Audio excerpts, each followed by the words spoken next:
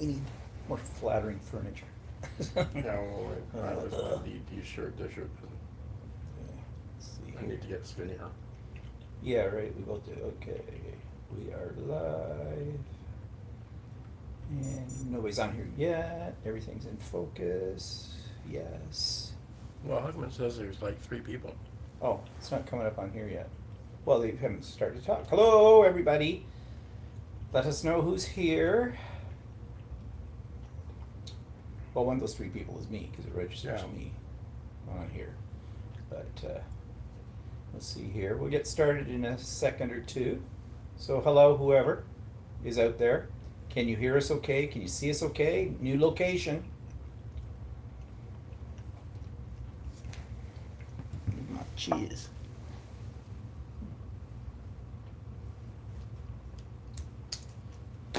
Julie's here. Hi, Julie. Thanks, Julie, for all the stuff you sent me this week. Tomorrow I have a little special video insert featuring you as a person of interest and your artwork. Can you hear us okay?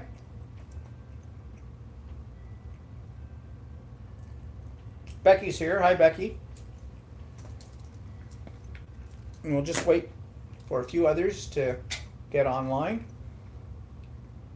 And Julie says she can hear us. Great. Oh, Sudoku is here. Hi, Walter and Steven. Great to see you again. Or Sudi Q, I mean. Nice to see you too, Sudi Q. Always have to Watch that. What? Your Well, cheese is gonna fall off. we should have had a little tray, just like in a nursing home. So we'll get started in a couple of minutes. Or a couple of seconds, actually. And so far everybody can see us and hear us okay? You never know. Oh, we can also call her Andy. Okay. Andy's easier. I think we will do that. I may have had that noted and never looked. What do you eat, Stephen? Becky says. Well, Walter, tell them what we're having today. Well, there's popcorn, obviously. There's a big bowl of it. And I think we've had these before. It's cheese curds. Yeah. That's what you put on poutine. Well, we're not having poutine. No, we're just having cheese curds. Oh yeah, I had it noted here. Just me, Andy. Yep, you were a person of interest too. I should have remembered. And we're having peach daiquiris. fresh peach. Fresh daiquiris. peach daiquiris. Fresh Ontario peaches.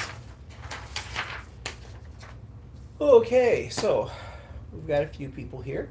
We might as well get started. Others will probably be joining us. How many do we have? I can't see. It's too far away.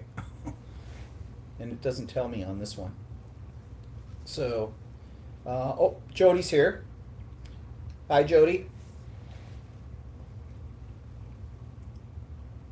With those kinds of drinks, you should invite us all over. Anytime. Anytime. Anytime. I'm not paying for your flights, though. But you're always welcome.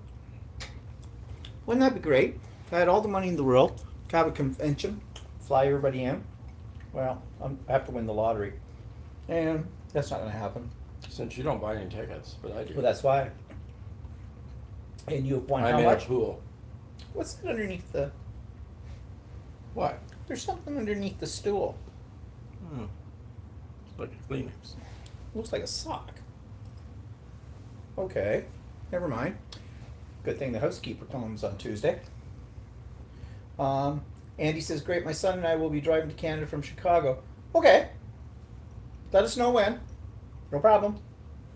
Who's that? That's Andy's, No. Sudiku. Okay, so others will probably be joining us shortly. Jody says, Walter, I'm assuming you made that beautiful table lamp. Yes, he did. Yes, I did. There's a matching one over the other side, but you can't see it. So, where are we from today? We are in our rec room. This is where our TV set is and everything else, and the entranceway to everything else in our house down here. You can see some of my artwork right in behind us. That was one of my poured acrylics. There's a couple in other spots too. We have a fireplace, although we certainly don't need it today, over in that area. And yeah, so this is the first time we've ever done a broadcast from the rec room. We're trying to mix it up a little bit. And this way you won't be so sure whether or not we're right way around or backwards. We are still backwards. This is our basement area, but our basement is actually above ground, so I know it sounds weird. Yeah, most of our basement's above ground because we live in a raised bungalow. The front of the house is halfway underground, so. So, anyways, all right. So, yep, we're doing this from the rec room. Actually, I had thought, because it's really nice day today, but it's really, really hot. And I'd had half a notion, because there's no rain, clear sky, the whole bit, of doing a mini quilt show. Putting all my quilts outside on the banisters of our deck, and we could do it out there. But then I got thinking about, one, the heat. We'd probably die out there, because it's full exposure to the sun. Even if we put up the umbrella, we're still going to die out there.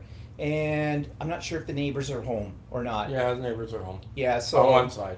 so if we're out there talking and everything to everybody, it's a little uncomfortable for them, maybe for us too. I don't know. Not that we say anything derogatory about our neighbors, but it just is not quite the same. So we're doing it here. We might say something derogatory about our neighbors. Oh, we might. It might slip out. No. What? What? No. Yes. What? Yeah, okay. What? Brenda's here. Hi, Brenda. And Laura's here. Hi, guys. Hope you have air con. Of course, Laura. Well, of course we have air conditioning.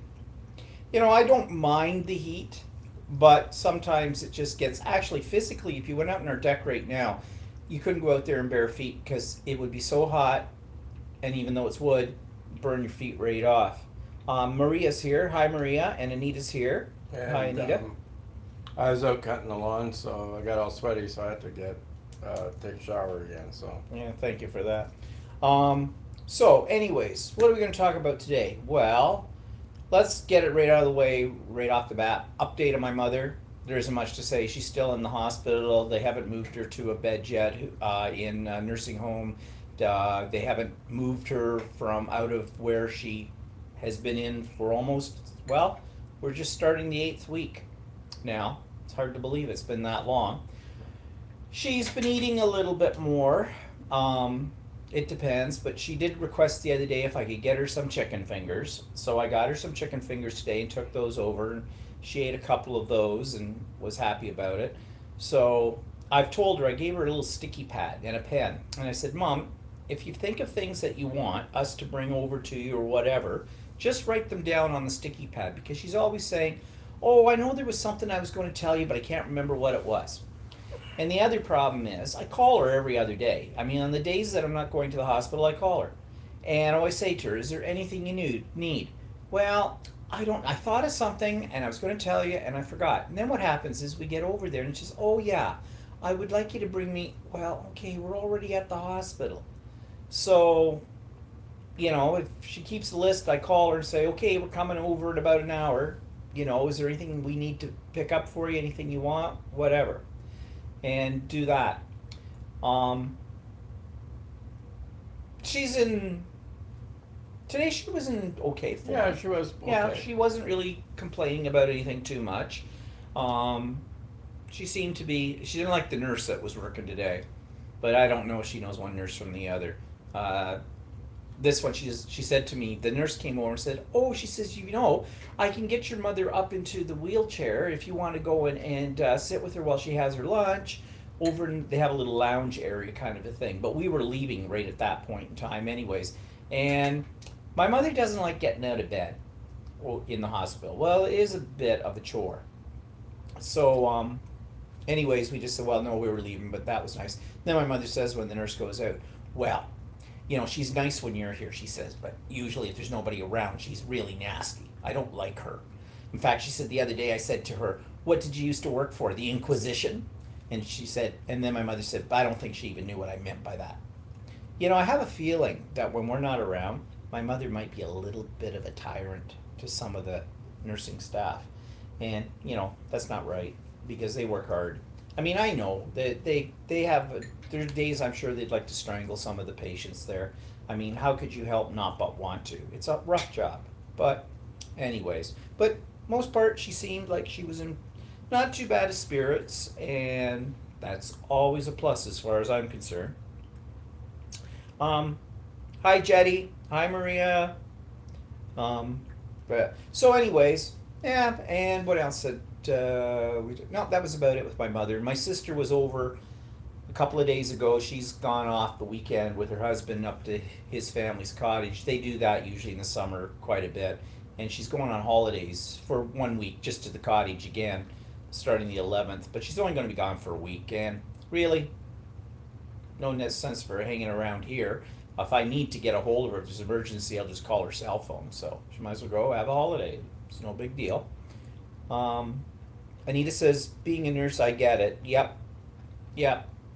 Well, being a nurse, being a teacher, anytime you're working in the public eye with people, there were lots of times when I would have loved to have strangled a few. Well, actually, I did. But it was more their parents I wanted to strangle on some kids. But, when you're working with the public, you got to be careful. Hi, Angela. Okay, so that was my mother. Just before I forget, tomorrow's vlog, be prepared. It's going to be a long one. Reason being is I have a lot of video clips I'm inserting tomorrow. I have a person of interest, and that happens to be Julie, who's on here right now. And I have some footage from what we did yesterday, and we're going to talk a little bit about that in a few minutes. I've got a what's in my drawers sequence as well. And there's another video. Oh, yeah. Bastard Bunny. Yeah, Walter's having a war with this rabbit. Well, I've decided right now I'm not doing anything. You can come and go. Oh, okay. Bunny's one. One for Bastard Bunny. You remember last week when we were out under the deck and we heard the little thing scratched away? Well, he didn't give up. He's back there, and I think he's gotten under. Yeah, he has. Now. That's the little one. It was in the backyard just before I cut the lawn. Oh, the little one? Yeah. But the one that's been digging is a big one. Oh, well. I think he might be a jackrabbit. I have a feeling it might be Mummy. Oh, maybe. Lots of rabbits everywhere. They're so cute. But what's even more destructive is, I said to Walter the other day, big pile of dirt out in the backyard. Where'd that come from? And apparently, the chipmunk. And I think it's a chipmunk. Anyway. And what did you say you found out about chipmunks that we didn't know? That they all bury under the ground for up to 30 to 40 feet. Barrel. It's not bury underground. Oh, barrel. I don't know. Dutch Burrow. accent. Burrow. That's it. Burrow. Underground. Yeah, but they displace all the dirt, and there's a lot of dirt. There was a lot of dirt there. And they're only like this big. They're only little guys. And now a friend of mine was over the other day, and Walter was saying we've got all these holes in the backyard too, like little divots. And this friend of ours says skunks do that.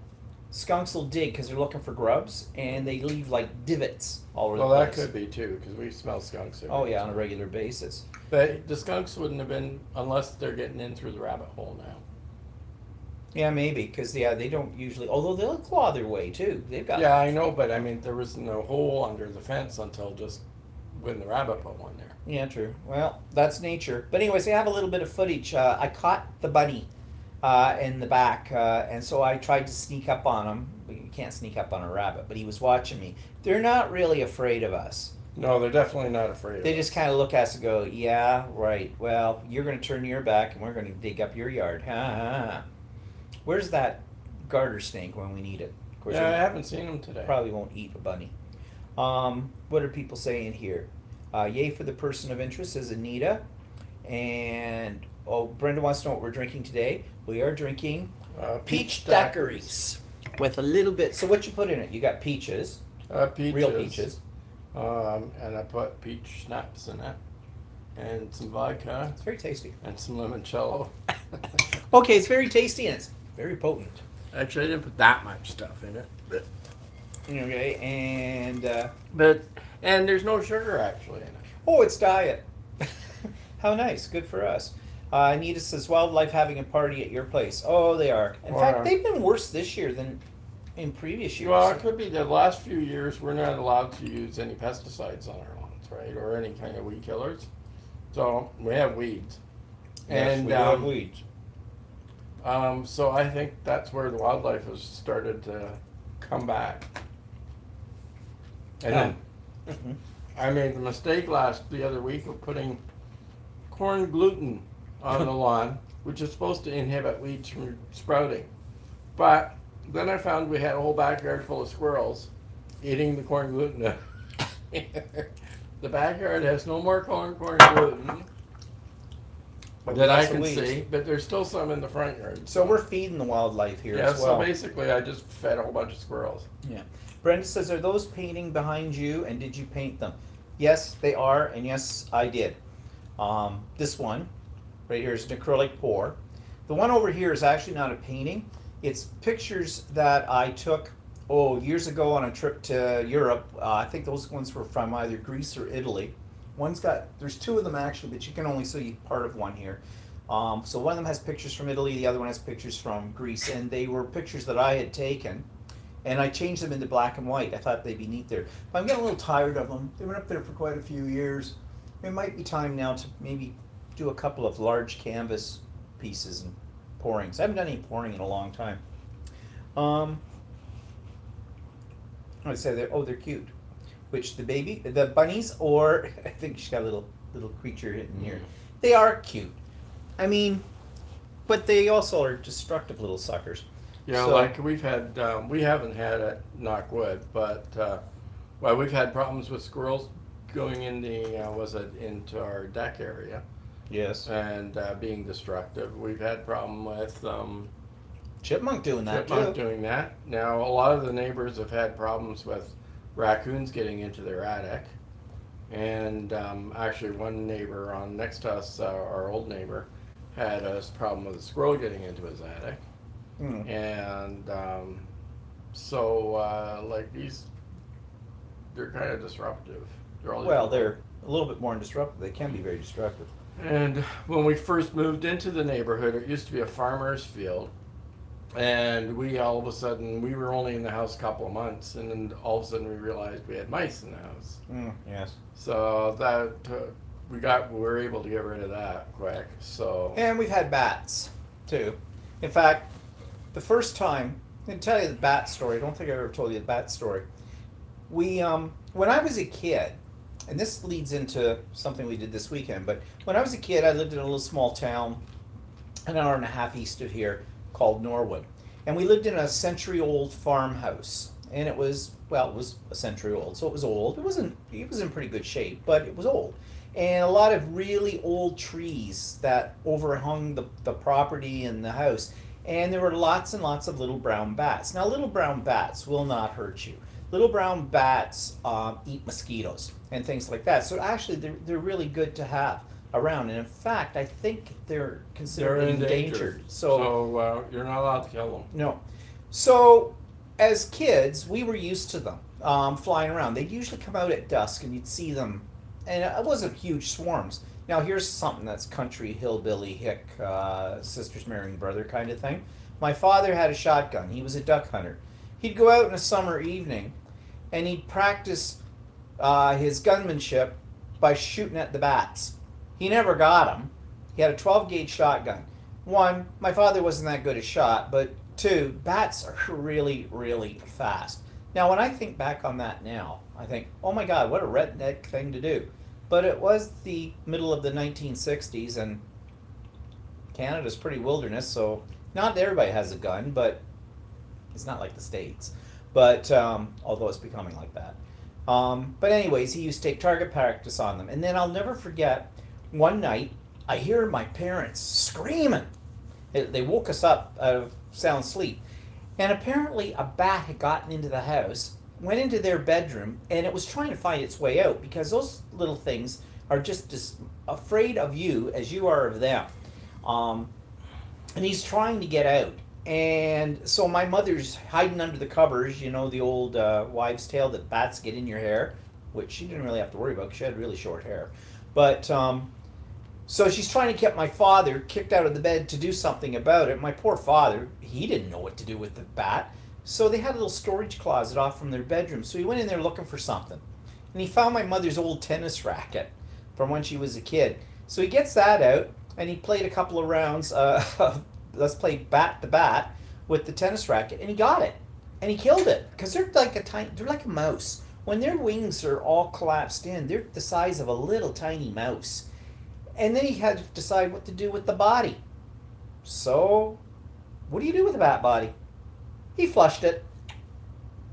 I mean, they're so small, they didn't even drink, didn't Yeah, plug so the toilet. then years later, I'd never really encountered a bat, but I was sitting downstairs at the computer because Steve used to have the computer in the house and I used to use his. So I was sitting downstairs using the computer, and I saw this thing fluttering around. At first, I thought a bird had gotten into the house, but then I realized it wasn't a bird, and realized it was a bat. So he comes and wakes me So up. actually, I wasn't sure what to do. I go on the internet and look at what to do when you get a bat in the house. And basically, they tell you to just open the windows or open the doors, And it'll it'll find its way way out really quickly, right? But this thing's swooping around, so we did that. We opened up a bunch of the doors and everything to entice it to get out. The cat, she slept through it all. She sees it, looks at it, and goes, "Yeah, whatever." Went right back to sleep. Yeah. So then the bat found its way out, no problem. And then a couple of years later, we had actually 2 bats in the house. Oh, they were so cute. They were. By then, we weren't too panicky over it. The cat's watching them. She's going, "Yeah, bats." And at one point, the 2 of them landed on a valance over top of our sliding glass doors, and they're sitting there. And they're looking at us, and we're standing there. It's 3 o'clock in the morning. We've got the front door open, going, "Okay, door, out the door, go, go, boys or girls or whatever," and off they went. But we figured the reason we had them and how they got into the house was because we think there was a family of them living under our deck, and we go in and out of the deck, and would leave the sliding Under the glass deck. under the deck. Yeah, where we did the Yeah. broadcast last week. It's sheltered under there from the elements, and they can get into tiny little cracks, like because they fold right up, and they only have one baby in a year, only one. And we figure that, well, the first time we figured that was a baby bat that got in. He lost his way, and because we'd left the door open just a little bit, but. And I think we did say, didn't we, that we saw something out of the corner of our eye? We thought, what was that? But we didn't think anything of it. So, anyways, we haven't had any since. That not in the house, anyways, and haven't seen any hanging around our place. So No, so I don't know. I don't know, but they won't hurt you. They're good for the environment. See, and there's a lot of mosquitoes here, so they're good to have out there. But that was our bat story. So yeah, we've had everything in wildlife. Let's see, what are people saying?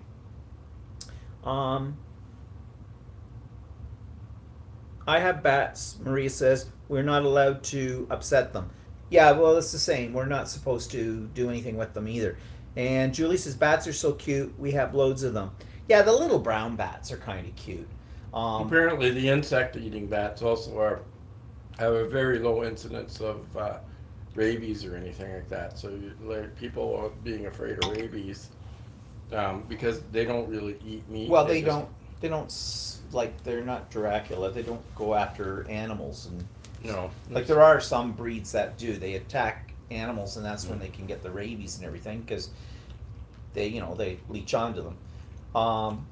And he says, I think of Dracula and Dark Shadows.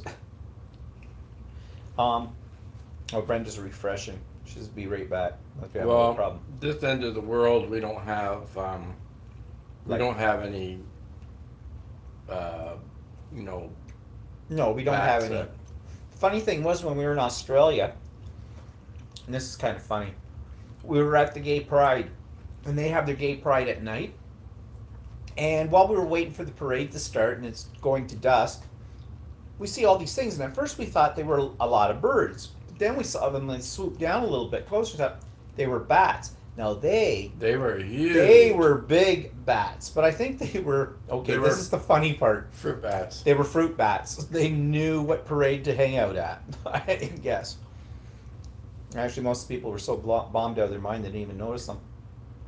Oh, okay, good, Brenda. Everything's working better for her now.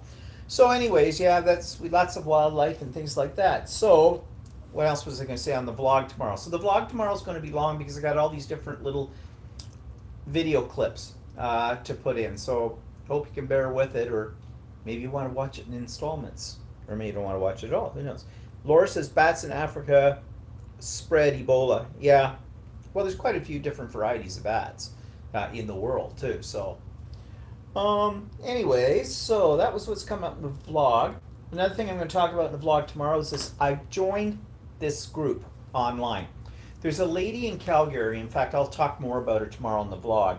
But she's a quilter, and she's starting up in September a membership site that's basically a lot of videos about how-tos, and then a community connection like a Facebook, but a closed group kind of a thing. She has spent a lot of time on this because it's a very professional looking site. It is not unlike, if you're familiar with Craftsty, how they do their things. Only she will do live sometimes. There's places where you can socialize, you can ask questions, you can make comments, all kinds of stuff like that.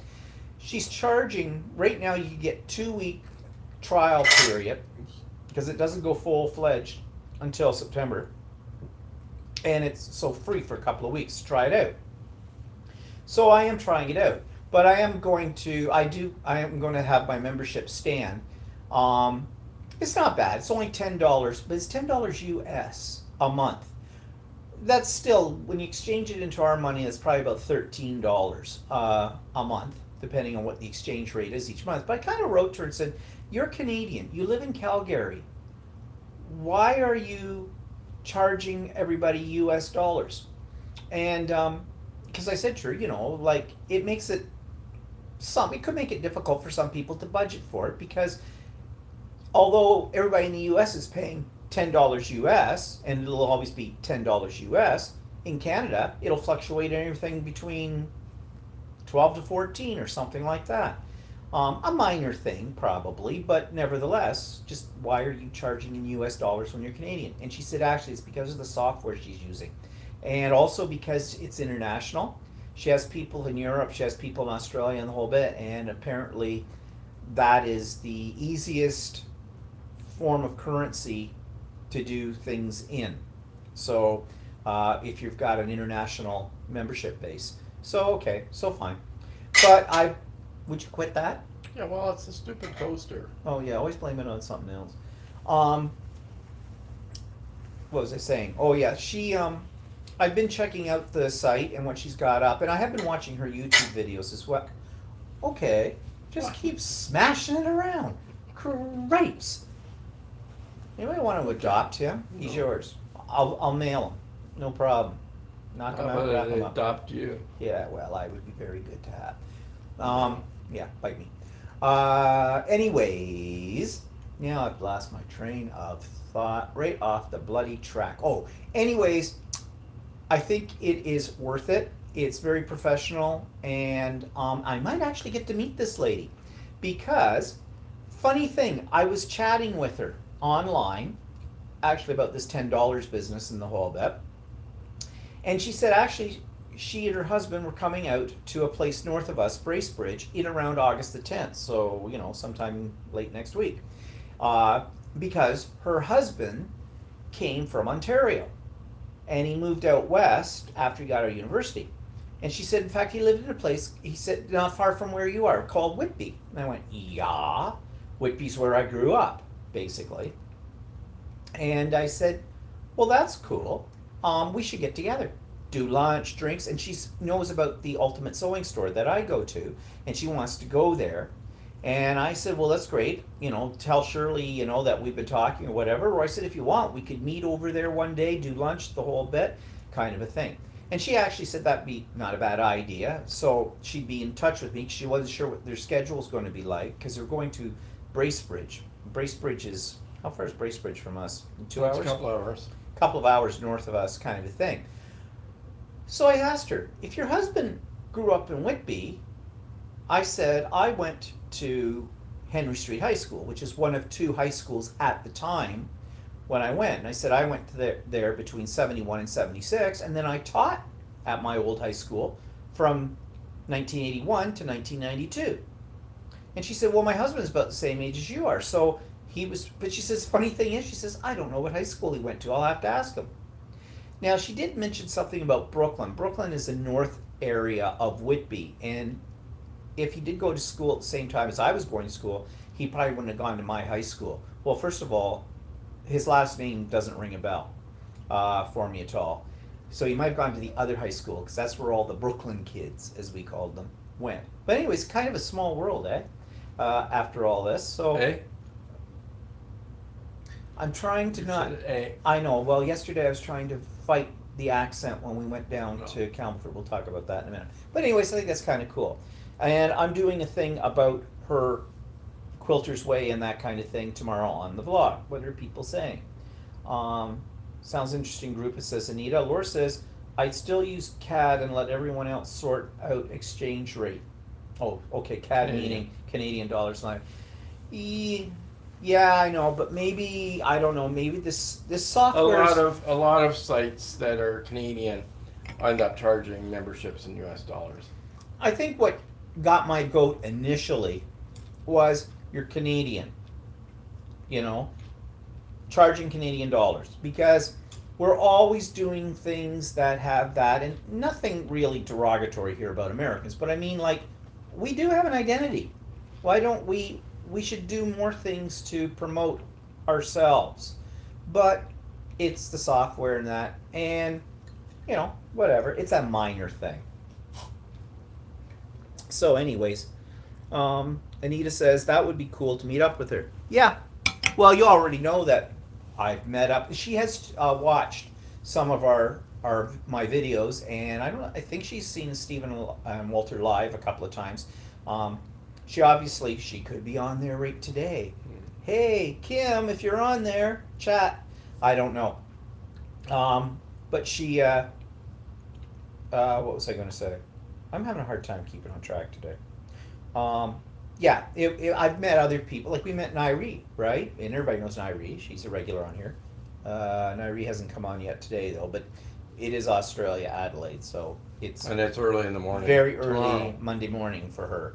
So, okay, so that's that. And, someone, I don't know if it was Mel or Jetty, somebody mentioned last week when I was talking about the new sewing machine and doing embroidery, and wanted to know if you could take other graphics and convert them into embroidery files. And I said, well, you know, and Walter explained, there's these expensive programs that you can get, but they like $1,200-$1,500 or something like that will digitize a graphic.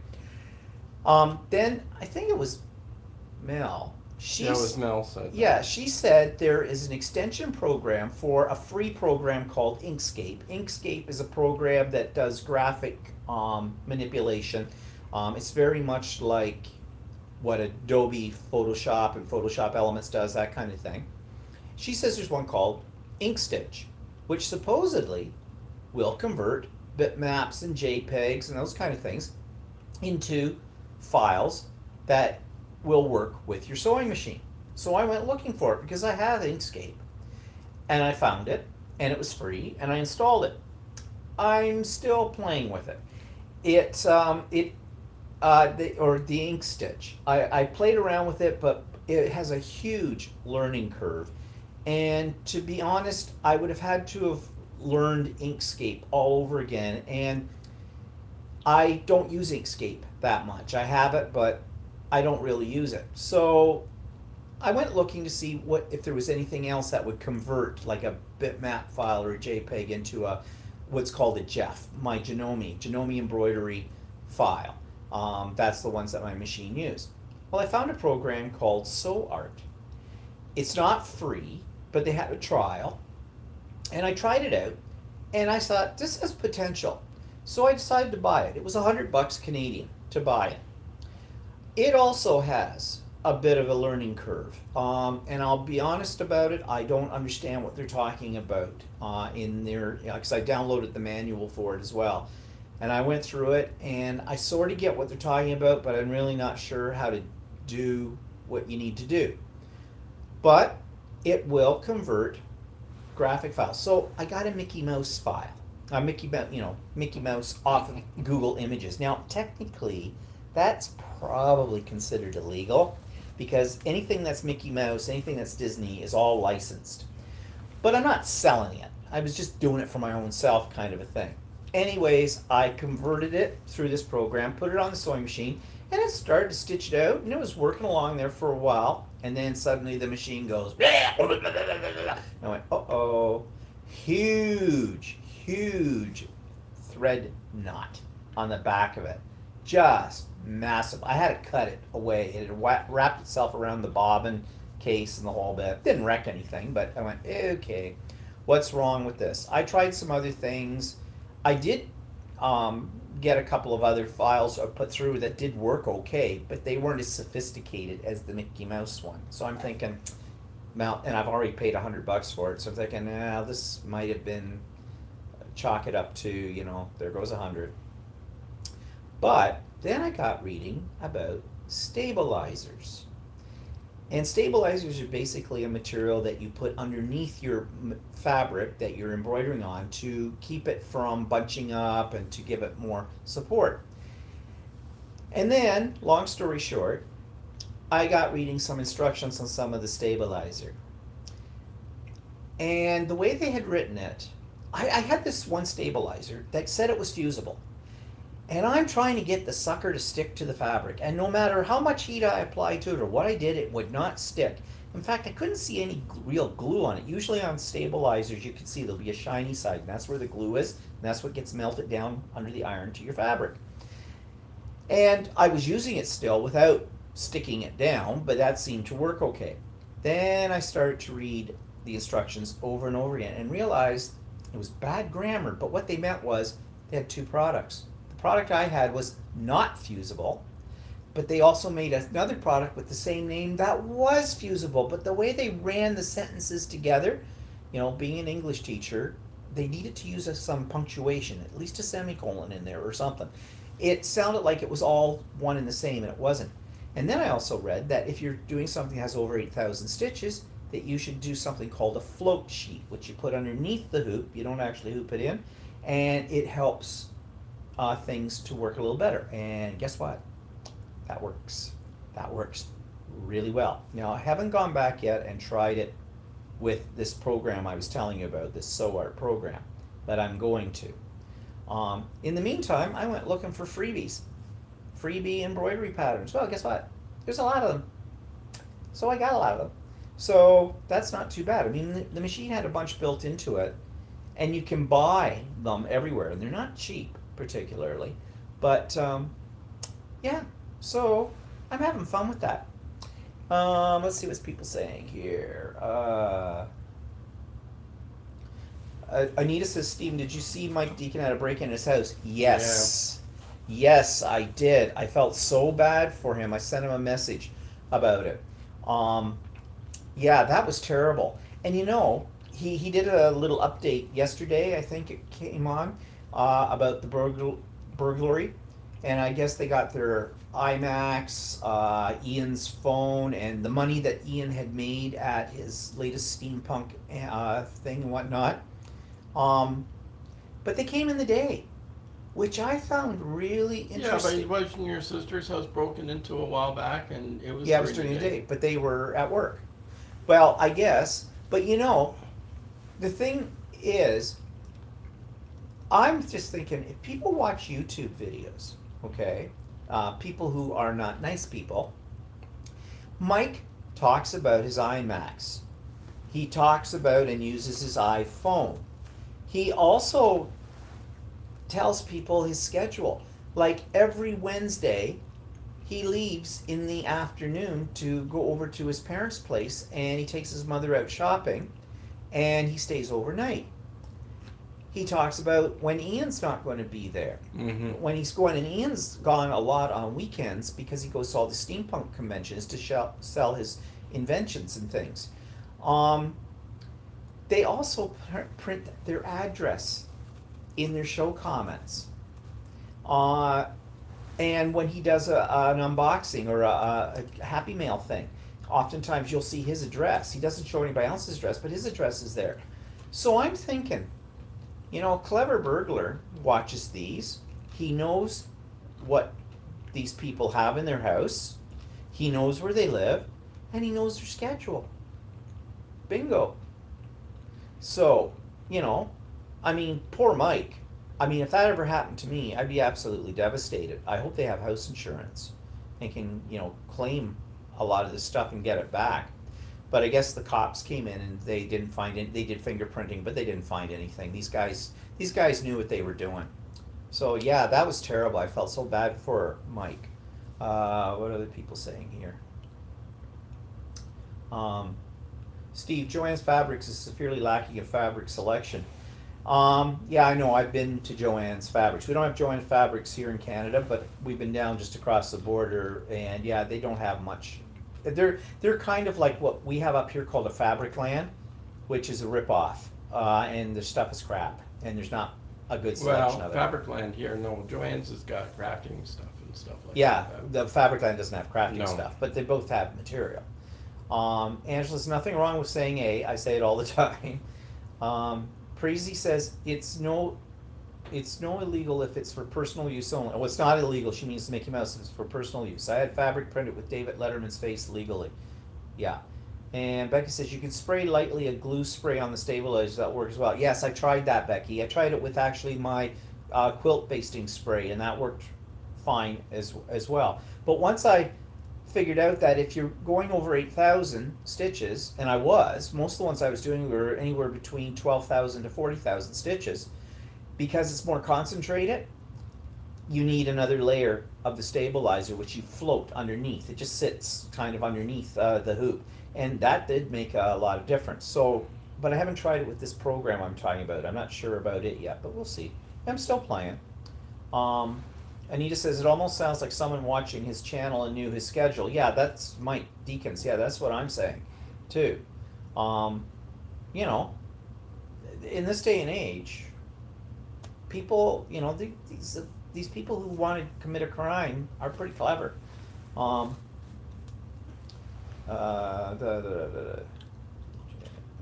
Anita said yes, he went to parents on a different day that week. Yeah, he went on Thursday that week, but they broke in on, I think he said it was the Wednesday, I thought. Maybe not. I don't know. Jody says, showing your address is a no-no. Yikes, yep. Precy, who is this person? Well, Precy, if you don't know Mike Deacon, just go on YouTube and put in his name, Mike Deacon, Deakin. He's an art journalist kind of guy. He's been on YouTube for quite a few years. He's great.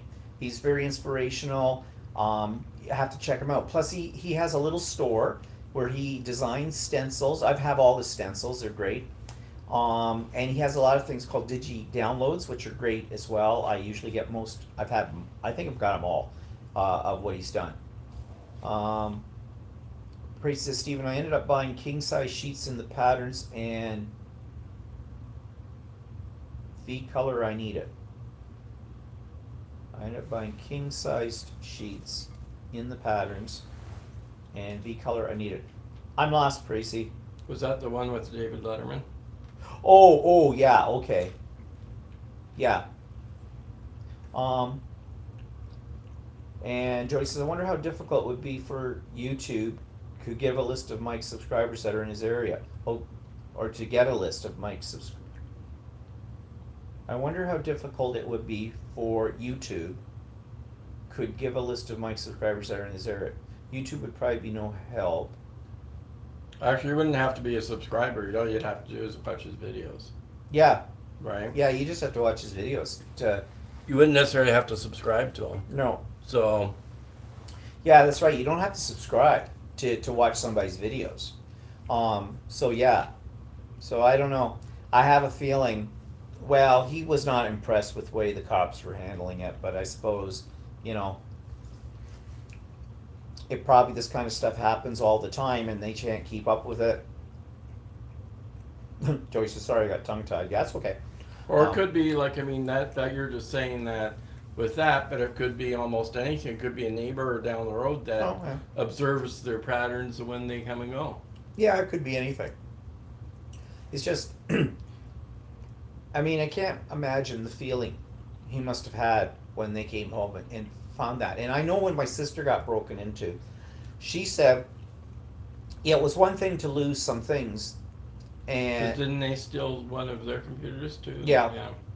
And some jewelry and stuff. But she said what was worse was you felt violated. Like a stranger came into your home when you weren't there and went through your things and you felt violated with it. And you're always now looking over your back. I guess Mike's talking about now that they've looked into getting a home security system, which we have one, but I don't know how well they really work. That might be enough to scare somebody off if they. Yeah, it might be, yeah. And Anita says, just glad that no one is hurt. Yeah, that's true. And Precy says, this is why I never use social media on my phone or announce I'm leaving my house. Yeah, the one thing you should never do is tell people when you're going on holidays and how long you're going to be and what the exact dates are.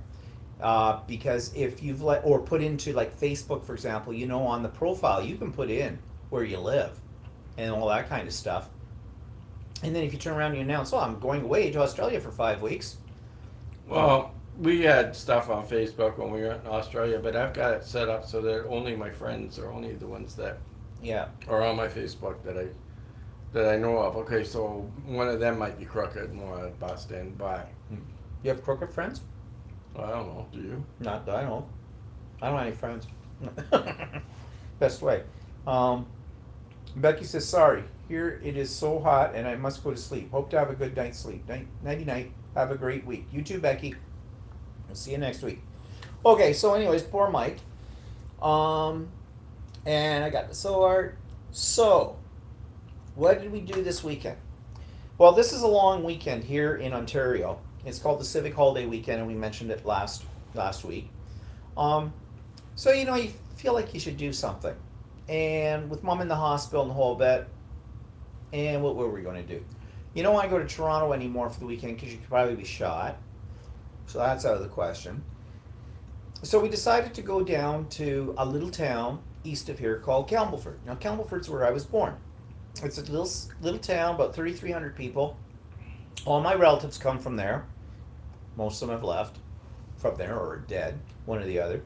And there's a fabric store down there, a quilting store, which actually is one of 3 stores. Top me up, Yeah. Good please. drink. And that we went to, I mentioned in my vlog last week that we'd gone to this one in Bowmanville, which is town next door to us. And we were talking to the lady in there, and I think she's the owner, and she has 3 of these stores. One's in Campbellford, so we went there as well.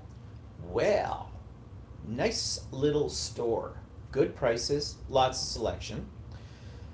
I dropped about $150. But while we're in there, Walter says he's decided he wants to learn how to make a tote bag. Okay, so we bought material for me to make a tote bag and for him to make a tote bag. So it's the tote bag sew off.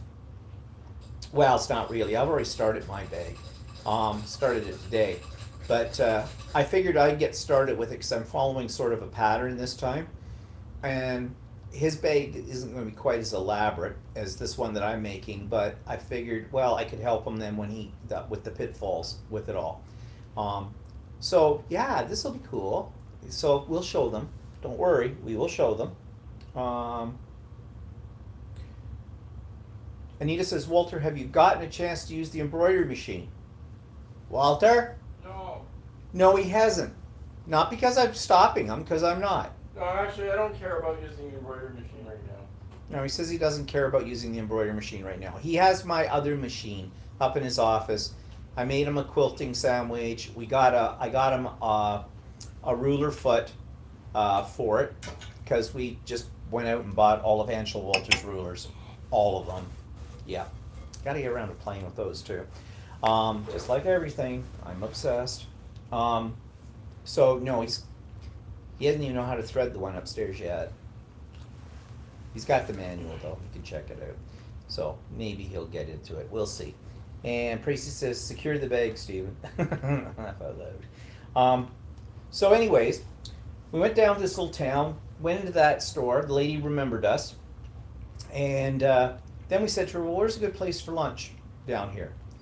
And so she points us to a place that 2 years ago, when we happened to be down there, we went for lunch then. They had just opened, so we ended up back in there. It's a cute little place called, what was it called? Antonia's something. Now you have to understand what Campbellford is all about. Campbellford is a town, again, where brothers marry sisters. Everybody's a redneck. A 4x4 is a way of life. Okay? They all talk like this, don't you know? Uh-huh. So, how are you now? Eh? And the big social event of the year is probably the hockey games, whatever, on TV. So, this is the kind of environment that you're in. So you go into this little restaurant, and what did I have for lunch? I had buttered chicken. Didn't expect to find Indian food, and I love Indian food, in Campbellford. You just had a club, didn't you? Yeah. A club sandwich. But there was this old guy sitting at one table. This place is very, very small, and it was packed. They are not the speediest when it comes to service, which that was okay. We weren't in any rush, and we knew that from the first time we'd been there before too. But there was this old guy in there who was in there ahead of us, and we got our food before he did. And he'd ordered a gourmet grilled cheese sandwich. He wasn't happy, and he Well, left. I had to wait about 40 minutes for his grilled cheese Mhm. sandwich. So Yeah, so I guess that they're a little disorganized because there were other people came in, sat down, and then this one waitress. the waiter got their drinks for them. And then But then he disappeared. just disappeared, and he never. And so the two people that were sitting there, eventually they said, "We'd like to order something to eat." And they go, and the waitress came back and go, "Oh, he didn't take your order." She's very apologetic for it, but and everything. So I think there was some lack in communication there. But then we went around and did a little nostalgia tour. My grandparents on both sides of my family all lived in Campbellford at one time. They're all gone now, but so we went and checked out their houses. And we went to check out my father's cousin's cottage that they're trying to sell because his cousins now are like up in their 80s and higher. And I was surprised. It looked like they made some improvements on it because this place was a real shack. It was built in the 1920s, kind of a thing. So we did that, and then we made our way to Peterborough, which is the next probably biggest city west of Campbellford. And I thought it had about 150,000 people in it, but only 81,000. Whoa. Talk about a depressed area. We went downtown, and you could have shot a gun right down the main street and No, not hit mind you, anybody. they had big shopping mall and stuff too. Well, they do. They have a shopping malls and box stores kind of thing. And maybe that's what keeps the downtown. It kind of kills downtown. But it was kind of a sleepy little day, and then we came home. But I recorded a lot of this on a video, and so tomorrow on my vlog, that one will be in there. In fact, I think that video is about 19 minutes long. So as I warned you, tomorrow's vlog is going to be kind of lengthy on there. I did debate whether or not to split it up and do it in 2 parts, but yeah, what the heck. Watch what you want.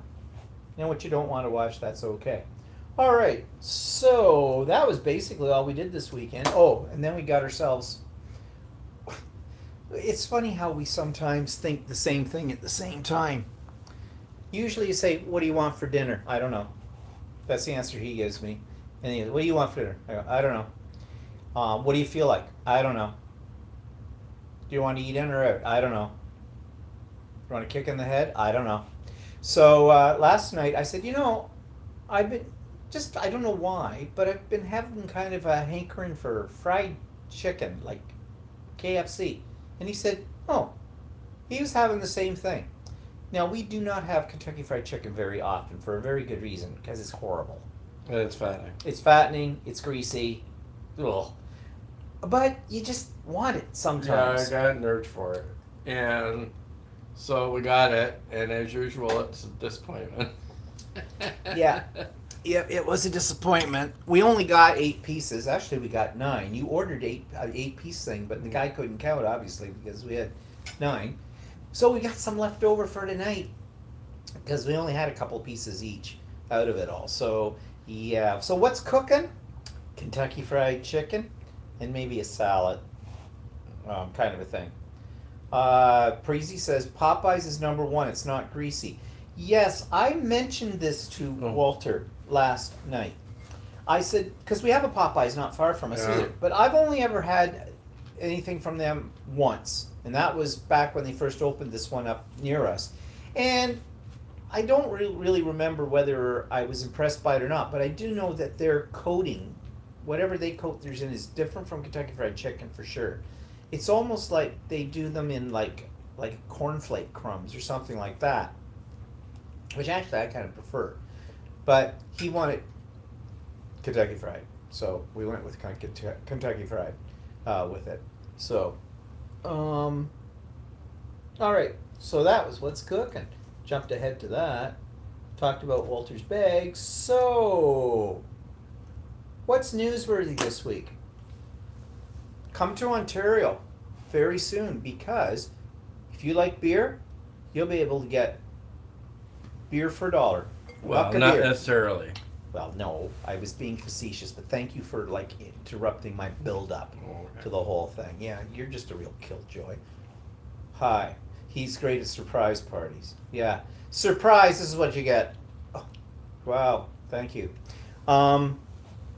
Yeah, our glorious premier, our Trump wannabe, I think he's worse than Trump, actually, if anybody could be, Doug Ford. He's made all these promises because he's all for the average man, and he's going to make beer, the minimum price on beer that can be charged for beer will now be $1. Well, you explain why that really doesn't mean anything. Well, right now the minimum price for beer is $1.25. The government sets, and so you can't buy a case of beer for $30, which is $1.25 for 24. Yeah. Is $30, and you cannot buy a case of beer for $30. The cheapest you can buy is about $35 for a case. The average case is close to $50. And so even if it's set at $1, unless one of the manufacturers decides to sell it for that, or can afford to sell it for that, that's not going to happen. So what gets me is, why does he make these kind of statements? Does this think this is going to make people become endeared with him?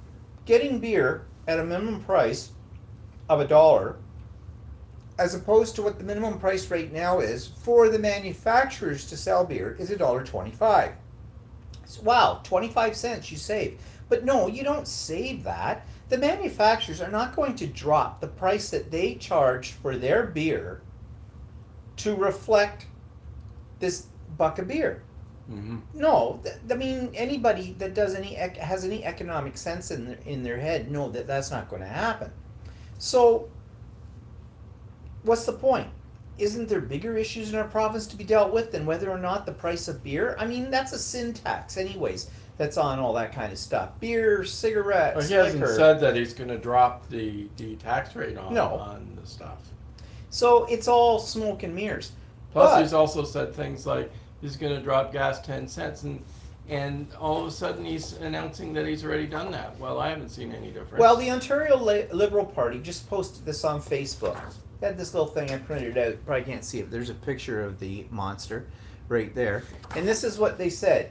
Doug Ford's cuts so far. Now, he called the legislation in after the election to sit, and it's been sitting for about 3 weeks now. Usually the legislature does not sit during the summer. They usually end in about the end of June and come back sometime the end of September. But he decided to get right down to work real quick here. So, he said, ended Ontario's efforts to fight climate change.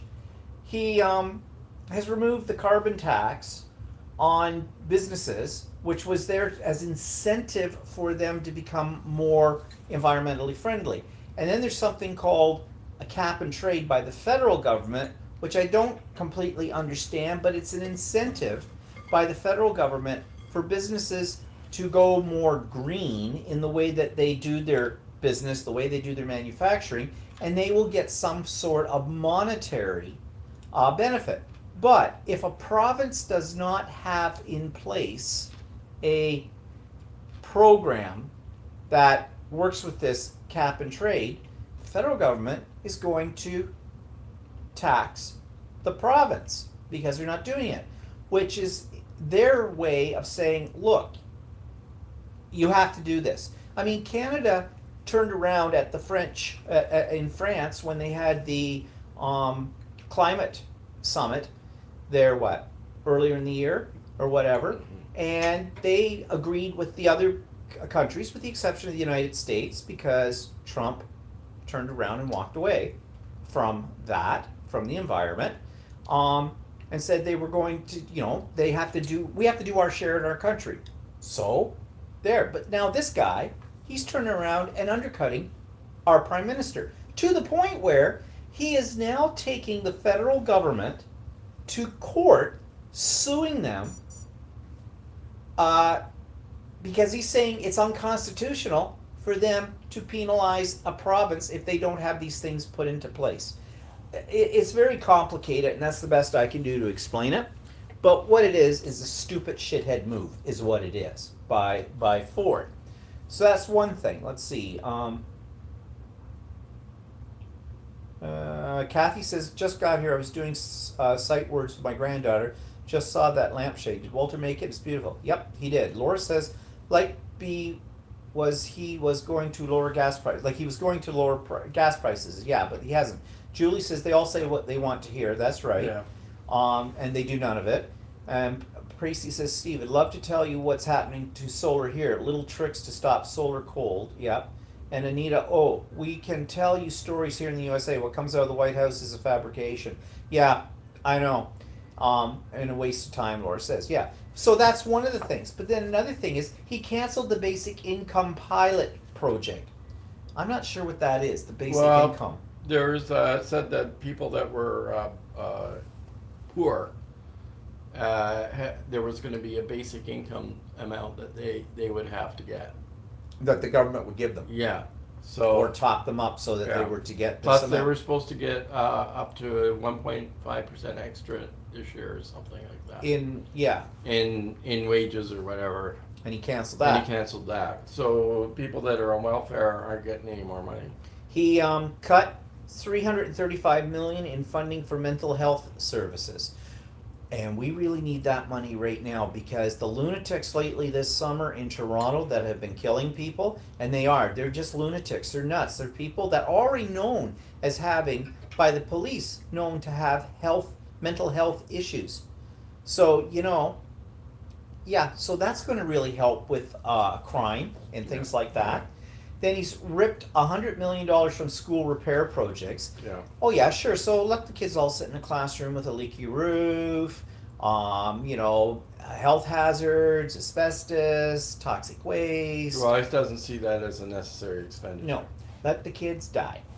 He started privatizing OHIP and prescription drug coverage, which I didn't know about that. OHIP is our medical care system. I don't know if he's actually done that, or if that's the part of the Liberal government last time extended drug benefits for anyone under 25. Oh, okay. Right? So and now what he's done is he said, we'll give you drug benefits if you're under 25 and you don't have a pension or you don't have a benefits plan.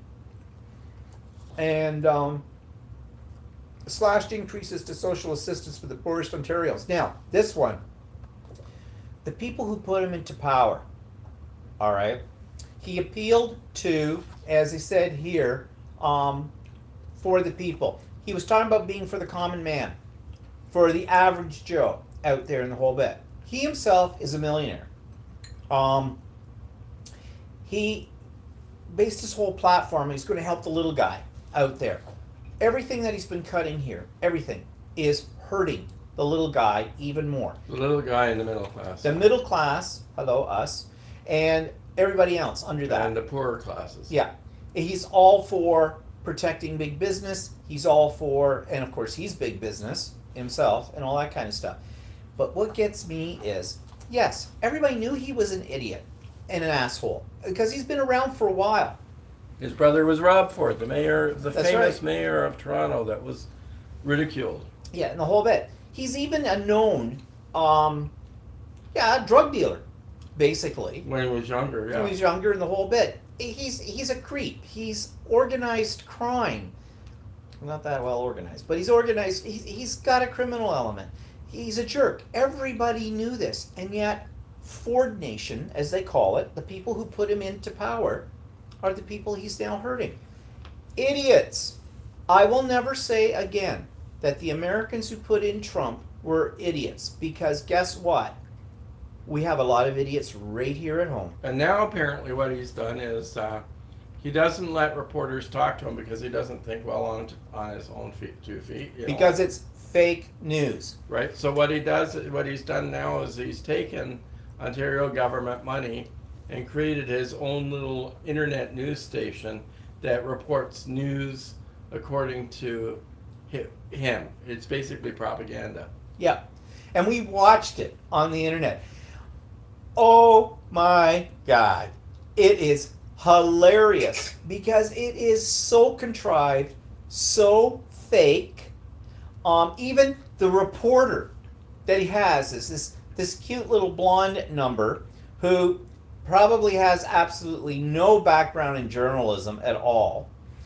She's talking as though she's a news reporter, and she's not even a good actor at that. And then they have clips of him with our prime minister, with the people, the first, what do you call them? The first, not a first alert, the first responders for, like, we have some forest fires going on up in Parry Sound, which is way north of us right now. And he's there in their control center looking concerned and the whole bit.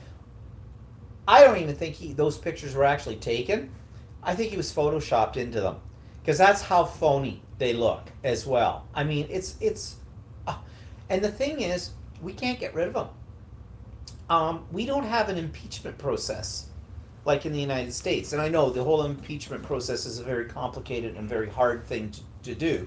However, in our province, the way you overthrow a government is that the opposition, the other powers, political powers that are not in power but are the official opposition, have to have a non-confidence vote, meaning there is something that the government is trying to do. They've argued it. They will not support it. And if they don't support it and they have a majority vote saying they won't support it, the government is thrown out. It's dismissed. You have to go through an election system again. Problem is, his party has a majority government, which means it doesn't matter if every one of those people in the opposition voted against him on some bill or whatever. As long as all his people vote with him, he stays in power. Simple as that. And getting everybody to vote on one issue, it's usually one issue, a major issue, to all vote no against it, and to get a few people from his own party to cross over to the opposition side. Almost nearly impossible with it. So we've got him for probably 4 years. He can call an election whenever he wants to call an election, but of course he's not going to do that because, well, hopefully he would be voted out. And in fact, he doesn't have to stay for the full 4 years. He can go for 3 years and call another election. But he's got such an ego on him to start with. He'll go right down to the last minute, 4 years, and expect to get another 4 years when the election time comes up. So we're screwed. We're really screwed on this. So what are people saying? Andy says, state news, just like the Fox channel in the States. Anita says, I can't figure out why we can't get rid of Trump for just being totally incompetent in the job. And Andy says, the Republican Party started the celeb tabloid industry to divert us from real news. National Enquirer is a pro-fascist paper. Yeah, well, he's learning from Trump, Ford is, or whatever, but why? Why is this happening? What's going on? Oh. So, anyways, guess we'll just do what we always do as Canadians. Well, that's the way it is. We'll vote them out in 4 years' time and get some new asshole in. Pass me that beer that just cost us $1, Gladys. Now that I'm making all this money above the poverty line, can't hurt, can it? Good to say, good day. Is the hockey game on? Let's get the hockey game. Yeah. Anita says they've got another 2.5 years to go. Jody says, as an American, I've never been so worried in my life. North Korea scares the hell out of me. Yep. And Andy says, it's the end of the world. Yeah, let's not hope so for that, okay? Yeah. That's not a good thought, but I know what you're saying. Okay, so What's pissing Walter off this week? The neighbor's not cutting their lawn. The neighbor's weeds. Well, talk about it. Well, we have new neighbors. Actually, they're not that new now. They're about a year old or whatever. Oh, they're more than that. Year and a half. Those one, about yeah. 2 years.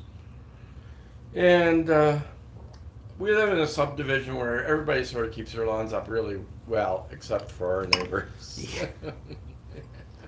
Now they didn't cut their lawn for a couple of weeks. I mean, things aren't growing that quickly, but It's been very dry. yeah. And so then they have now gone on holidays. I think now it's like weed city there. It's the worst lawn in the subdivision. Where grass is not greener on there. No. Weeds are. The weeds are. So anyway, it just annoys me that there are places beginning to look like crap, and it's next to our place. Yeah, well, I said maybe fences make good neighbors. I don't know. Maybe you should extend the fence up the hill, build a wall. Yeah, build a wall. Whatever. Actually, I was tempted to run over and cut their lawn today. Why, are they there today? No, they're not there. Are they still in there? Maybe you should, but I don't think it'll have any effect on them. It won't make them feel guilty. No. I don't think. But whatever.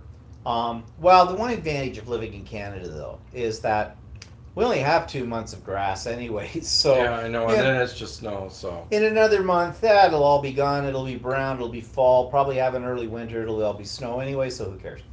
It's done with that. Actually, our lawn doesn't look that. our great lawn's either. almost weeds too, but I've been keeping that cut. Well, yeah. It's really hard with We got a lot of It's crabgrass. really hard with no pesticides and no chemicals. So Well, why don't these bloody bunnies eat the weeds? yeah, well, I mean, if they they're want the trying to good get, stuff. they're trying to get into our bloody yard anyways. Come on over and eat the weeds. Whatever. Ronald, we usually have a couple of them sitting on the front lawn at night. Yeah, well, but they're not eating the weeds. I don't know what they're doing. They're just sitting around. I have a feeling what are doing is they're coming over to this side because because it's scary to be out there at night on that side. Oh, well, I'll bet you that's why the bunny was so desperate to get because the fence. Because there are coyotes back there and other things that eat creatures like these bunnies. Yeah, I know. So they come into the subdivision and all they have to contend with is people. Yeah, maybe the odd raccoon that's looking at the Or maybe the garbage. odd cat that's wandering around. Yeah. That's interesting. I wonder if that may be it. Maybe why they're all getting on this side of the fence. Interesting. Never thought of that. So, yeah, another thing about living in the wilderness, I guess. With that, Crazy says, oh, I tried that Sonic restaurant, pickle juice slushy. And he just says, how was that? Pickle juice slushy? You're kidding. You mean it's actually made with pickle juice? I know that they've been talking about that chain in the States called Chick-fil-A, and it's supposedly in another year or something they're going to open an outlet or two in Toronto and come up here. And of course, I don't know if you know the whole thing with Chick-fil-A, but the people who own the corporation are religious, very, very religious, and they've done a lot of things against the LGBT community. They've put money into conversion therapies and things like that. That's where they, take the gay out kind of a thing and make you all straight and whatnot. Doesn't work. So now they're coming to Toronto. Toronto has a huge LGBT community. We have it written in our human rights code that LGBTQ people are protected in the whole bit. And so here they're coming to Toronto to sell their chicken here, and let's see how successful they are. Well, somebody I saw on it was an American podcast that I listened to. It's a gay podcast called Gay Talk 2.0. And they were talking about the Chick-fil-A thing, and I guess in their area one was opening up. And they were talking about how the LGBT community is going to protest it and the whole bit and that. But another guy on the show says, actually, have you ever had their chicken? He says, it is really good because apparently they either marinate it in pickle juice or they sprinkle it in pickle juice or something, and I guess that's the secret. I don't know. I've never had Chick-fil-A in my life, so maybe somebody out there that has can tell me. But when you mentioned the pickle juice slushy, I'm just wondering, is this a thing now? Tracy says it was like watered down cheap dill pickle juice with a teeny bit of sugar. Mm. Hmm. Actually, it does sound a little weird, but I kind of like the flavor of pickle juice. So, might be interesting. Andy says haven't been to Chick-fil-A, and now I won't go. And Anita says they're not open on Sundays. Yeah, I heard the guys on that podcast tell me that. And Priest says yes, marinated in pickle juice. That's what they do with it. I wonder what that would be like to try ourselves. Get a couple of chicken breasts. We'll have to maybe get regular pickle juice. We Yeah. have Dutch pickles, so. So it'll be a Dutch version of it. I don't know. Pickle juice is pickle juice, isn't it? No, Dutch pickle juice is sweeter. Of course it is. It's probably the best gall darn pickle juice in the That's world. why I isn't it? like your 'Cause it's pickles. Dutch. You love a Dutch pickle, yeah. Chick-fil-A is great, but I had forgotten about the LGBTQ issue. That's from Kathy. Yeah. And Jody says, well, I had no idea Chick-fil-A had discriminated like that. That type of thinking will prevent me from going anymore. Thanks for the info. Hey, no problem. They ought to be a little smarter, though, because you know what happens up here? I think we've talked about this before. There are some American chains that come up here and they don't do very well, like i.e. Target, okay, or as people like to refer to it, Target. Didn't do very well because they don't do they claim they do the research, but they don't. They don't know what we're like as Canadians and what we like. And food industry is probably the worst. I mean, McDonald's has made it The here, fast but food places make it. Like, I mean, Wendy's, McDonald's, and that. Like, I mean, maybe Chick-fil-A will do okay too. But other things have come up. Like the Olive Garden has tried to come up and it didn't last. A company called Sizzler came up and it didn't last. that place, the food wasn't bad at the Sizzler, but what got me was Actually, the problem we have here is that people like to be served at a table. Restaurants don't last long. A lot of restaurants don't last long here if they don't serve alcohol. Now, Sizzler did serve alcohol, but the problem is that, and same with us, is you go out to a restaurant and I expect to be served. Right? I don't expect to have to go into a place. Sizzler was the type that you went into the place, you had to order, know what you were getting, order your food at the counter. You get it. It's like Australia. You get a number, you sit down, and they serve you the food, and then they serve you your beverage. But if you wanted a second beverage, you would have to go back up to the counter and order another beverage again. And in Canada, people don't like that. no. So Plus, it wasn't like it was being served as fast food. No. In that way, you it still was. have to wait. Yeah, and like they had their food was not particularly cheap. if I No, that's remember the other correctly. thing is that Like you could have a steak if you wanted a steak, and it wasn't like, going to a diner. It was. I know we could go to a restaurant, get a steak for about the same price. Yeah.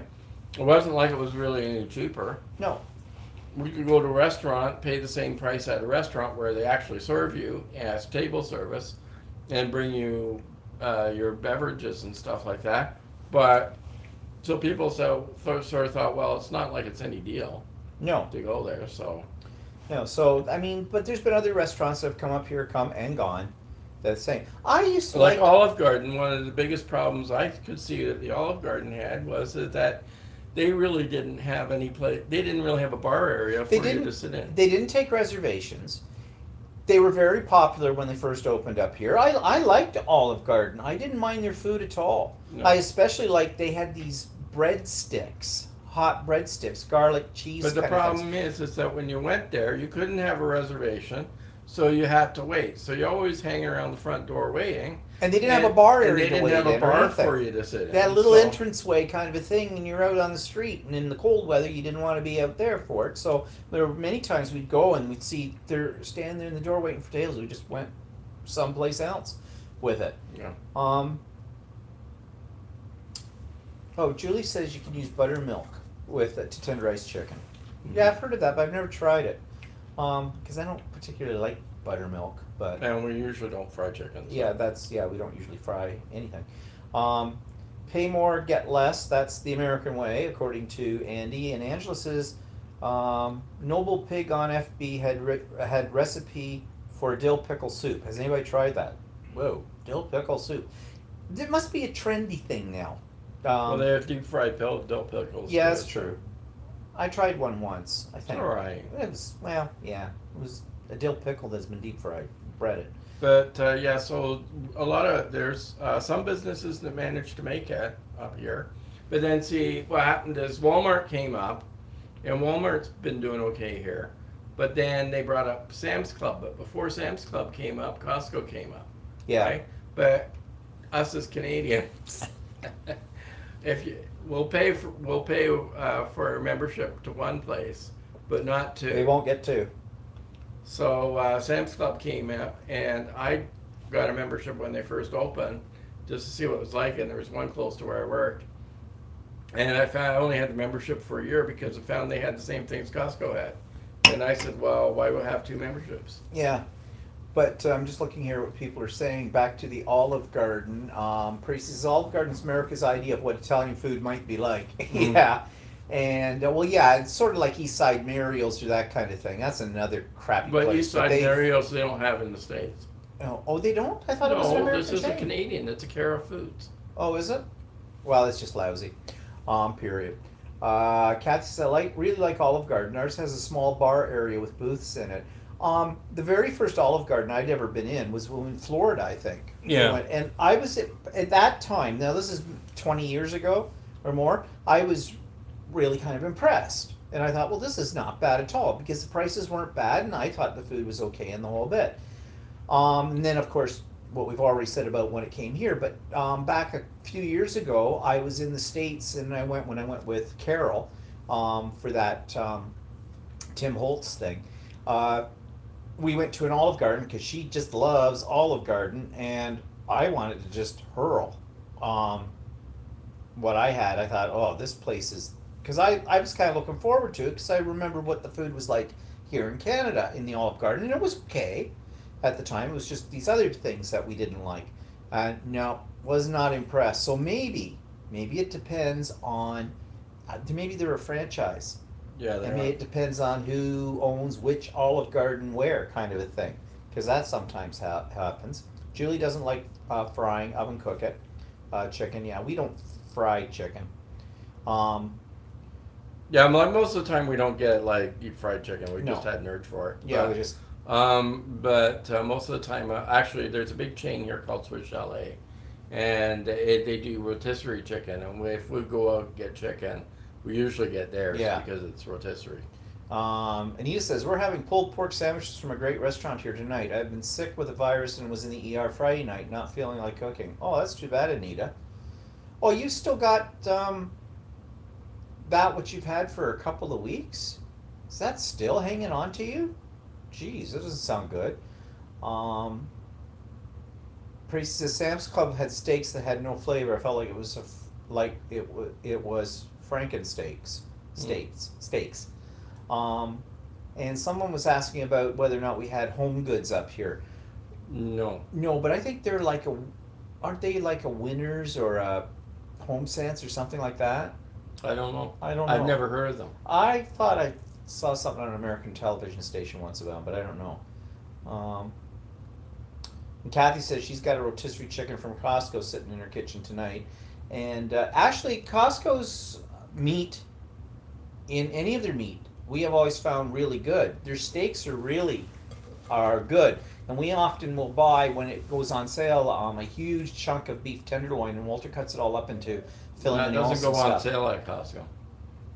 Well, it's a good price at Costco. Yeah. Well, I don't know. You say to me, oh, Costco's got beef tenderloin on. No, they never have beef tenderloin on. But I anyway, don't know what you're talking about then. Whatever, we get it there. you don't know what you're talking about. Well, you don't know what you're talking about. Yeah. Hey, here's the first one. Make this video go viral. I'll strangle him right now on live. Okay, whatever. All right, so anyways, what were we talking about all that? I That don't was know. the stuff. Americans, Canadians, Ford, whatever. Let's move on to what's on TV. Well, got a phone call this week from Bell. That's our provider for our television. And they had an offer. And I was going to say no because they do this all the time. I could get Crave TV and the movie network for free for 2 months. And then it was $25 a month if I want to continue it. Well, we've had Crave TV before, and it's kind of their version of Netflix, and it's not even close to as good as Netflix. Um, and so we had it for a little while, and then we got rid of it. And the movie network, we never watched the movie network because usually there's never anything on the movie network you want to watch.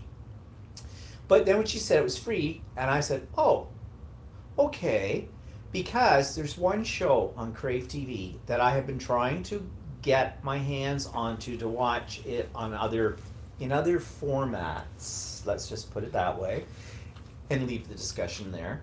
And I can't, and that's Letterkenny. And I love Letterkenny. It's a Canadian show. It's well, apparently, I guess Hulu is now showing it in the States. The first 2 seasons. There's 5 seasons in total. And I guess it's becoming quite a sensation down in the States. Of course, it makes all Canadians look pretty much like a bunch of hillbilly hicks in there, like the way they talk, like, how you doing now? How are you now? Hard no. Hard no. You'd have to see it to understand what I'm talking about. I think it's really hilarious, but it's one of those shows. They talk very fast in it. You have to listen very carefully, and they use a lot of slang. And the slang they're using, I don't know what it is, because they're trying to make it sound like this might be common words Canadians use. It's not. It is not. At least none of the Canadians I know, or where we live. But it's hilarious. So when I heard Crave TV, okay, I can watch Letterkenny. So we got it, and come October, I'll cancel We'll it. probably get rid of it. Probably with it. So that seems to be the way to do TV now. You know, these specialty channels, since now that they've done them that you can buy the individual channels, it used to be you always had to buy this huge collection of them for. Well, the way they do it now is you still pretty much have to buy a huge collection for it to make any sense, because an individual channel costs like $7 a month, and then they get you by giving you at $7 a month, but then for $20 a month you can get 10 of the channels.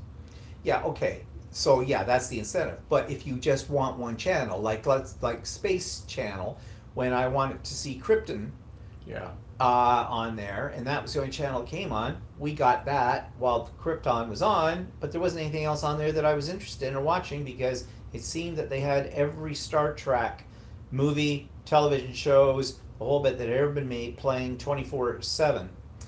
And so after that was over, we canceled it.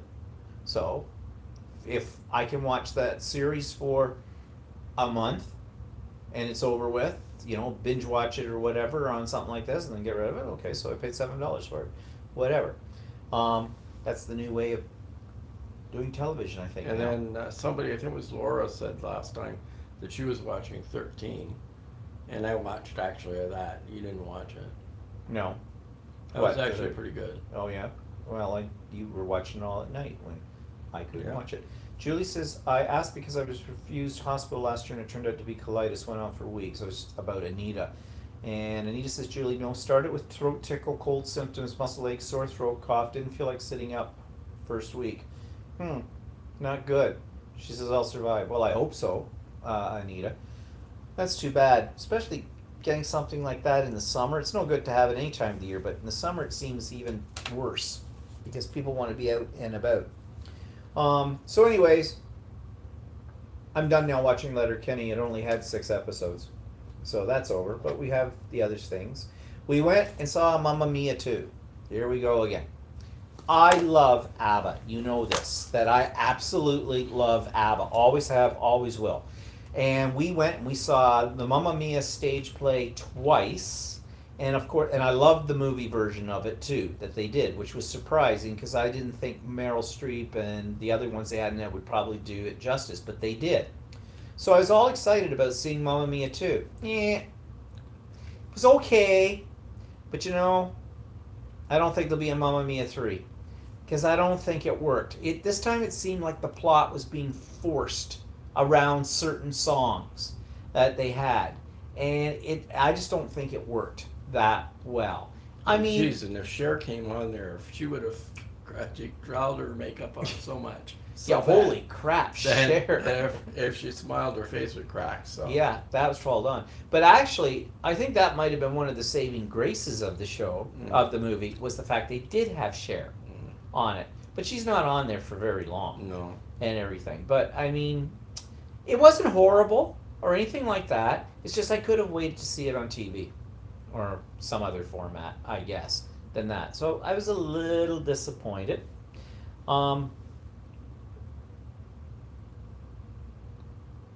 Laura says she really liked 13. So what else? Oh, okay.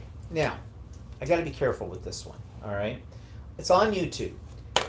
You've heard me mention Ken's Creations, okay, before, and I'm sure some of you have watched Ken's Creations. And Ken actually quit his job, and he does the YouTube stuff that he's doing is full time now. That's his full time job.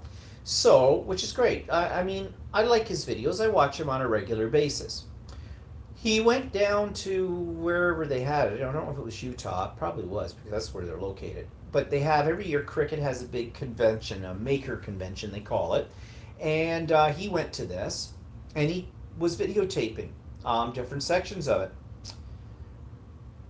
He usually has Sean with him, his other half. Sean's the technical person, and Sean knows how to run their equipment that they do. And they're the guys I told you that have this Switcher Studio program that you pay like an arm and a leg a month for, that, you know, can switch through all your devices, the kind of thing that I'm still looking for, that I can afford, that to do that kind of stuff. So they, you know, they're fairly sophisticated in what they do. It was horrible trying to watch what they were doing at the Cricket thing because you couldn't hear it. The videos were really jerky. He was too far away from the stage. Actually, I felt sorry for him because, of course, he couldn't really tell with what he was using, what was going out. Also, his connection, of course, that wasn't his fault, of course, but you know, like, he was working, I think, probably off of the hotel's Wi-Fi system and trying to do live broadcasts too. And we know how difficult that is when you're trying to do something in a different location away from your usual network connection. But I just thought that was a waste of time for him and for his people and his audience. And I feel sorry for him because he has a following. He's doing this as a full-time job now, and this could undercut him, this kind of production business. He's also spending way too much time on one product, Chalk Couture. Kill me now. Okay. Chalk Couture, if you don't know what it is, it's a paint. You put it on a blackboard, and you make lovely little signs that can either become permanent or can be temporary, and you can turn them around. And you're going through a stencil, a very fine mesh stencil, almost like a silk screen stencil. And I'm thinking, why? Why do you want to get involved with this? Now, maybe this has been very successful for him. It sounds to me like a pyramid scheme. He mentioned something about that his team had done $100,000 worth of sales over, I don't know if it was a month or whatever. Well, if so, whoa, bully for you, you know, if you're making good money out of that. It's just I can't see how this product is ever going to last in the scrapbooking world or in the crafting world, because to me it's a one-off. How many blackboards signs do you need? Now, maybe if you're doing it for a business, you know, it's very trendy at weddings to have these kind of things and stuff like that. Maybe. But for the average person, as a crafting thing, I can't see it. But anyways, I'm not criticizing him, okay? He's taken a giant leap. He had a decent job by the sounds of things, and he's decided to do this full time, and I wish him luck with it. I mean, who hasn't had that thought of doing something you love and doing it full time? But after I saw what he did with the videos from the Cricket thing, I thought, get Sean there with you. Of course, Sean couldn't get the time off work to go. I know that because they said that. But anyways, if he ever watches this, I doubt that he would. But I don't want to think that I'm saying bad things about Ken. I'm not. I like his videos. I watch him all the time. But I just felt a little. It's been a week of disappointments on the media front. In a sense. Well, what are people saying? I watch Ken. Kathy says I watch Ken and Sean as well. I like them, but I agree about the videos. I clicked most of them off. And Julie says it wasn't good this time. And Kathy says also agree about too much time on Chalk Couture. His card making videos were good and very few of them now. Yeah, he's really focusing on the Chalk Couture. Because he does do other things. He has a lot of products. He gets them all. Oh my God, how much money are they spending? I guess Cricut just came out with 3 different sizes of their Easy Press. Now I have an Easy Press. When they first came out with it, I got the Easy Press. I don't do t-shirts, but I thought it might be good with their, the vinyl iron-on. I don't do a lot of that. You saw that in one of my vlogs where I showed you all my vinyl. Yeah, don't use it. And I don't use the Easy Press much. But now they have 3 sizes. And he got all 3 of them. I don't know why anybody would need all 3 sizes. However, I do know what the marketing ploy is. They have a little baby one. Ideal for applique. Selling it towards the sewers and ones who do applique. They also talk about the weight of each of the machines and how light they are and how portable they are. They have a tote bag that you can take your Easy Press when it's still hot and stick it in the bag on the go, so you don't have to wait for it to cool down. And this sounds sexist, but they're appealing to the women, to the women's market. Even the color scheme, it's raspberry. Now, and I do know, and I've heard a lot of ladies on YouTube videos talk about they have to have a certain color Cricut machine because it goes with the decor. And they have to have a certain color of the accessories for it because it goes with the Cricut, which goes with their decor. I don't get that. To me, it's a machine. I don't care what color it is as long as it does what it's supposed to do. I guess that's a male thing. I don't know. But anyways, that's what Cricut's appealing to when they come out with this. Well, whatever sells product, right? They're not in it for charity. So whatever, but I don't think I'll be buying any more Easy Presses. I've got one. That is plenty as far as I'm concerned. And that's about all they came out with. Now, they did also come out with, finally, their scoring blade, but it's not a blade. It's almost like a rotary cutter, the scoring wheel. And to be honest, their scoring stylus on the Cricut Maker, and this is for the Cricut Maker, sucks. It doesn't score anything. Doesn't matter how many times you try to make it repeat it, it just doesn't score anything. This supposedly will do a really good job. So I've ordered one. They're not cheap. With the shipping and no discounts, because they won't give any discounts on this kind of stuff, $62 American with the shipping. So that's about $78 probably Canadian or whatever, maybe a little more than that. Probably a little more. So I hope the damn It's thing probably more works like as well. $90. Good God. But I do love my Cricut, so that's okay. Anita says, yeah, I think chalk thing is too much, a fad thing. Yeah. Like I said, I don't wish them bad luck or that. I enjoy their videos, but actually, I wish they'd go back to some of the formats they used to do. They used to do sort of a Ken and Sean live questions and answer period. And I found those kind of entertaining and interesting in that. They haven't done a lot of those lately. They have a much more sophisticated studio system. Like, I'd give my eye teeth to have theirs set up. But that all comes at a price. And I don't know how they survive the money that they spend. I mean, I know some things they get for nothing because they're going to review them, but not a lot. And he says that. He's got a Patreon, so he gets some money from that. He gets some money from having some affiliates where, if you click on a link underneath his show notes and go to a site to buy something that he's talking about, he gets a little bit. But those things don't pay a lot of money with it, so I don't know how they survive. Really don't. But it's okay. I'm not being hateful or anything. I don't mean that in that way. I'm just saying I've noticed this big change, and I don't know if I've thought about writing to them and saying, but I have a feeling it would hurt Ken's feelings to the point where I would be dismissed as a crank for it, so I don't bother. I don't know. Will it change the price of rice in China? No.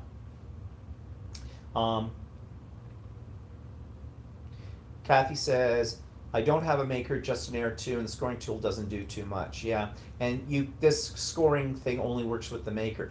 Actually, though, if you're in the market someday for a new Cricut machine, the maker is a really good machine. I've had 3 different Cricuts, and this one by far, by leaps and bounds, is the best machine. It is worth the money, really. And Anita says, I'd like to get the Tonic Tim Holtz card maker if I can find one. Are you talking about the stamp platform? Yeah, you've heard all about that controversy, right? I think we discussed it one day. The lady, My Sweet Petunia, who manufactured or invented the Misty, they won their court case against them on the patent, and that's why they have to cease and desist, and they cannot make them or sell them anymore. So if you get one, it's going to be from a third-party seller somewhere who's still got some left in stock with it. And the thing is, it's better than the Misty, because I have the Misty and I have it. I never use the Misty. The Misty, quite frankly, physically looks like something that someone built in their backyard or in their garage. The stamp platform from Tim Holtz is more sophisticated, nicer to look at, looks more professional, and it's cheaper than the Misty as well. So, I don't know, but obviously she won. Oh, did I mention she's a bitch? No, okay, never mind. That's a story for another time. And Nairi says, if it's pink, I usually don't buy it. And Anita says, oh, hi, Nairi, you're here now. I'm just working with my watercolors and let them flow and do art. Yep. And Judy says, oh, I did not know that. I love my Tim Holtz stamp platform. Yep. And Jody says, phew, I have it. Yep.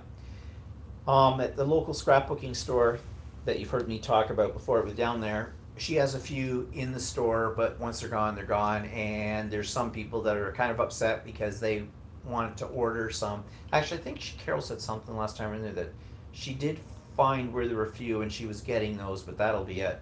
There'll be no way to get them anymore because the court of law has spoken. Okay, so what am I reading? The same book I've been reading for 3 weeks now. What's cooking? Well, that's another video clip I will show you tomorrow on the vlog. Walter said we decided to have hamburgers. Was that Friday night? And Walter decided to cook them in what? Sous vide. The sous vide. He's all about the sous vide. So how'd that work out for you? It was okay, but I wouldn't do it again. Yeah, but I did do a video of them doing this and why maybe hamburgers in a sous vide are not really much of an advantage. But you don't know unless you try, right? Okay, so I think that brings us pretty much to our time tonight.